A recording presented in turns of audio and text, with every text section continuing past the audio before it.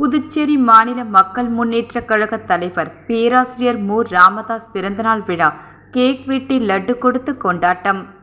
புதுச்சேரி மாநில மக்கள் முன்னேற்றக் கழக தலைவர் மு. ராமதாஸ் அவர்களின் பிறந்தநாளை பல்வேறு கட்சி தலைவர்கள், சமூக அமைப்பின் தலைவர்கள் பேராசிரியரின் வீட்டில் திரளாக கலந்து கொண்டு கேக் வெட்டி விமர்சையாக கொண்டாடப்பட்டது.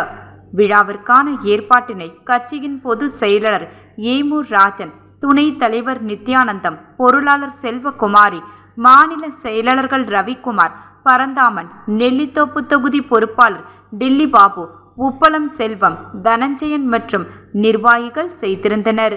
இதேபோல் காலாப்பட்டில் மக்கள் நலச்சங்கம் சார்பில் பேராசிரியர் மு. ராமதாஸ் பிறந்தநாள் விழா பட்டாசு வெடித்து பொதுமக்களுக்கு லட்டு கொடுத்து கொண்டாடப்பட்டது.